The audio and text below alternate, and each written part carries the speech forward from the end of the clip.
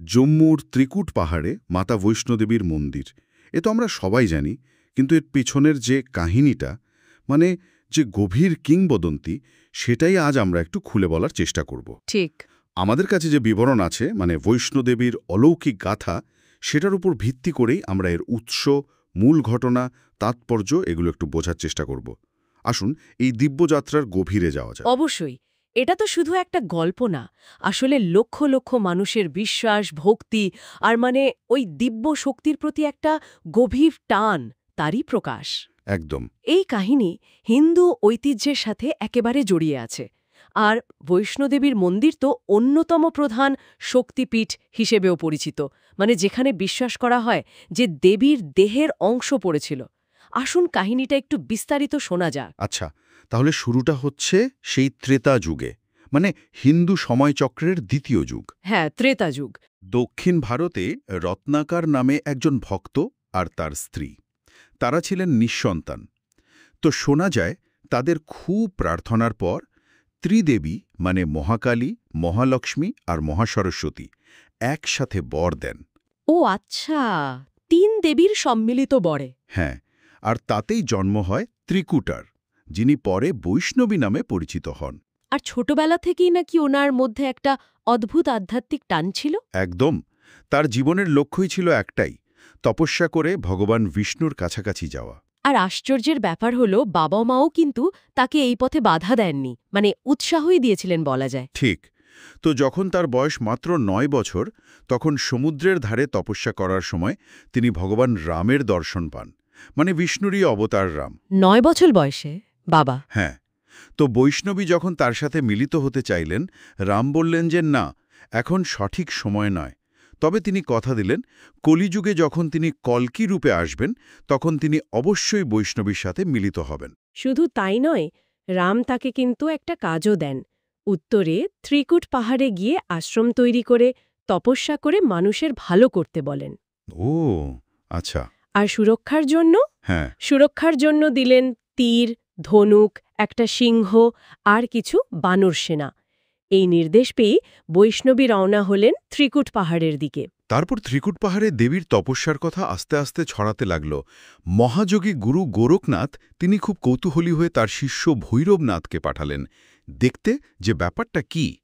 এখানেই তো কাহিনীর মোড়টা ঘুরে যায়, তাই না? হ্যাঁ, একদম। এখানেই আসল নাটকীয়তা। ভৈরবনাথ বৈষ্ণবীর ওই দিব্য রূপ দেখে এতটাই মুগ্ধ হয়ে যান যে তিনি তাকে বিয়ে করার জন্য জোর করতে শুরু করেন। হ্যাঁ, কেউ কেউ বলেন ভৈরবনাথ এখানে হয়তো একটা লাগাম ছাড়া ইচ্ছে বা অহংকারের প্রতীক। কিন্তু দেবী তো রাজি ছিলেন না। একেবারেই না। তো ভৈরবের হাত থেকে বাঁচতে তিনি পাহাড়ের আরও গভীরে পালাতে শুরু করেন। আর এই পালানোর পথেই কিন্তু আজকের কিছু পবিত্র জায়গা তৈরি হয়েছে। যেমন ধরুন বানগঙ্গা। সেখানে তিনি নাকি তীর দিয়ে মাটি খুঁড়ে জল বের করে তেষ্টা মিটিয়েছিলেন। তারপর চরণ পাদুকা, যেখানে তার পায়ের ছাপ আছে বলে বিশ্বাস করা হয়। হ্যাঁ, চরণ পাদুকা। আর অর্ধকুঁয়ারি গুহা। আচ্ছা, এই অর্ধকুঁয়ারি গুহার ব্যাপারটা কি একটু বলবেন? অর্ধকুঁয়ারি গুহাটা খুব গুরুত্বপূর্ণ। বলা হয় মাতা এখানে ঠিক যেমন শিশু মাতৃগর্ভে থাকে, তেমন করে ৯ মাস গভীর ধ্যানে ছিলেন। এটা একরকম আধ্যাত্মিক প্রস্তুতির মতো। ওহ, ৯ মাস? হ্যাঁ, কিন্তু ভৈরবনাথ সেখানেও তার পিছু ধাওয়া করে পৌঁছে যায়। ভাবা যায় কি অবস্থা। তারপর দেবী আশ্রয় নিলেন সেই পবিত্র গুহায়, যেটা আজ বৈষ্ণোদেবী মন্দির নামে বিখ্যাত। একদম।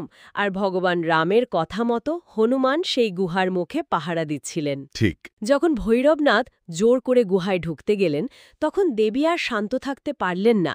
তিনি মহাকালীর এক ভয়ঙ্কর রূপ নিলেন। মহাকালীর রূপ? হ্যাঁ, মহাকালীর রূপ ধরে গুহার বাইরে এসে ভৈরবনাথের শিরচ্ছেদ করলেন। আর লোকমুখে শোনা যায় ভৈরবের কাটা মাথাটা নাকি ছিটকে গিয়ে পড়েছিল পাশের একটা পাহাড়ের চূড়োয়। সেখানেই আজ ভৈরব মন্দির। কিন্তু এরপরও তো একটা ঘটনা আছে। মৃত্যুর আগে ভৈরবনাথ নাকি ভুল বুঝতে পেরে দেবীর কাছে ক্ষমা চেয়েছিলেন। হ্যাঁ, ঠিক তাই। এবং দেবী তাকে ক্ষমাও করে দেন। শুধু তাই নয়, তিনি বর দেন যে তার দর্শন বৈষ্ণোদেবীর দর্শন তখনই সম্পূর্ণ হবে যখন ভক্তরা ভৈরব মন্দিরও দর্শন করবে। আচ্ছা, এটা তো দারুণ ব্যাপার। ক্ষমা এবং মুক্তির একটা বড় বার্তা। একদম।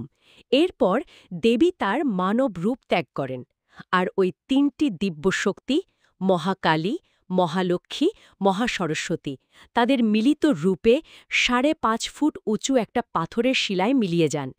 ওই শিলাতেই 3টি পিণ্ডি মানে মস্তকের প্রতীক হিসেবে তিনি আজও পূজিত হন।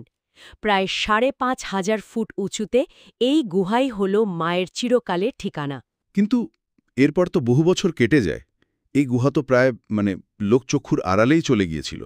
তাহলে আবার এটা তীর্থস্থান হলো কি করে? এর পেছনেও আরেক ভক্তের গল্প আছে। পণ্ডিত শ্রীধর বলে মায়ের এক পরম ভক্ত ছিলেন। তিনি স্বপ্নে দেবীর নির্দেশ পান। স্বপ্নে নির্দেশ? হ্যাঁ, তিনি এই গুহা আবার খুঁজে বার করেন, আর দেবীর আদেশেই সেখানে একটা ভাণ্ডারা মানে একটা বড় ভোজের আয়োজন করেন। এটা আনুমানিক 700 বছর আগের কথা। শ্রীধরের হাত ধরেই এই জায়গাটা আবার তীর্থস্থান হিসেবে পরিচিতি পায়।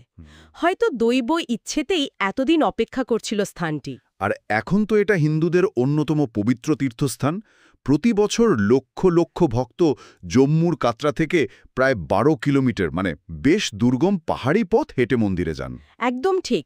আর ভক্তদের মধ্যে একটা গভীর বিশ্বাস আছে যে মায়ের বুলাওয়া মানে ওই ডাক না এলে কেউ নাকি যেতেই পারে না। হ্যাঁ, শুনেছি বুলাওয়া। তিনি মু মাঙ্গি মুরাদে পুরী কার্নেওয়ালি মাতা নামেও খুব পরিচিত, মানে যিনি মনের সব ইচ্ছে পূরণ করেন। বিশেষ করে নবরাত্রির সময় তো ওখানে উৎসব আর ভিড় দেখার মতো হয়। এখন অবশ্য শ্রীমাতা বৈষ্ণোদেবী শ্রাইন বোর্ড খুব ভালোভাবে পুরো ব্যবস্থাটা দেখে, যাত্রীদের সুবিধার জন্য অনেক কাজ করেছে। তাহলে এই হলো মাতা বৈষ্ণোদেবীর সেই আশ্চর্য কাহিনী। তার দিব্য জন্ম, তপস্যা, ভগবান রামের দেওয়া কথা, ভৈরবনাথের ঘটনা, আর শেষে ওই শিলারূপে অবস্থান। একটা সাধারণ গুহা থেকে আজকের এই বিশাল তীর্থক্ষেত্রে পরিণত হওয়ার যাত্রাটা সত্যি অভাবনীয়, যা যুগ যুগ ধরে কোটি কোটি মানুষকে টানছে। হ্যাঁ, টানছে তো বটেই। আর এই বিশেষ গল্পের বাইরেও একটা বড় প্রশ্ন কিন্তু মনে আসে।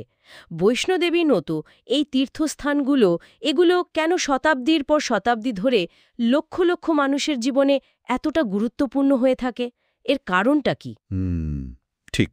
হয়তো এগুলো মানুষের সেই গভীরতম আধ্যাত্মিক খিদেটা মেটায়, মানে সুরক্ষা, আশা আর একটা কোনো বড় শক্তির সাথে জুড়ে থাকার যে ইচ্ছে সেটা পূরণ করে। এই সংযোগের শক্তি আর তার যে এত দীর্ঘস্থায়ী প্রভাব, এটাই হয়তো সবচেয়ে বেশি ভাবার বিষয়।